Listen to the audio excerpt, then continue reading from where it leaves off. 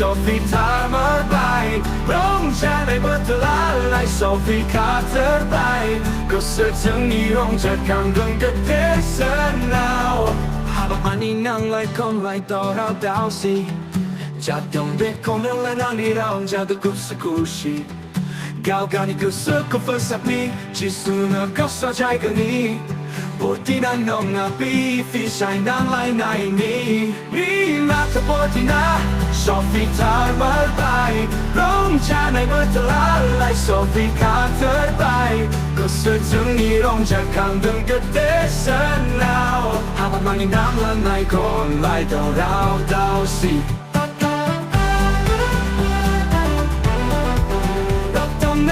ในนี่ลงมาเนอะ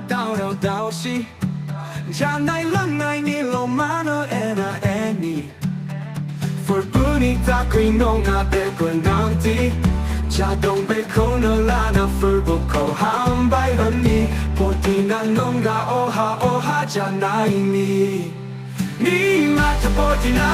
ชอบฟีทาร์มาไปร้องชาในเมื่อตลาดไล่ชอบฟีขาเธอไปก็สึกถึงนี้ร้องจากข้างดึงก็เดชันแล้วหาแบบมานี่นั่งไล่คนไล่ดาวสิจะต้องเด็กคงเดินลานนานี่ร้องจะดูก็สึกประสบนี้จิสุนก็เศร้าใจกับคนนี้ก็เศร้าใจกับคนนี้บทที่นั่งน้องกับพี่ที่ใช้นั่งไล่ในนี้บทที่นั่งน้องกับพี่ที่ใช้นั่งไล่ในนี้มีมาทุกบทที่ไหนนี่ลงมาเนอะด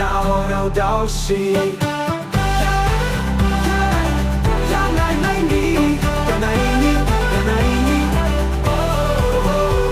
ข้างในฉันไงนี่ลงมาเนอะ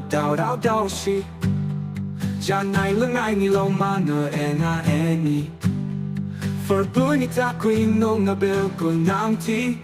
จะต้องไปเขาเนอะลานาฝนบุกเขาห้ามใบหันนี่ปวดที่นั่นน้องก็โอฮาจากไหนนี่พอดังก็ต่างกันไหนนี่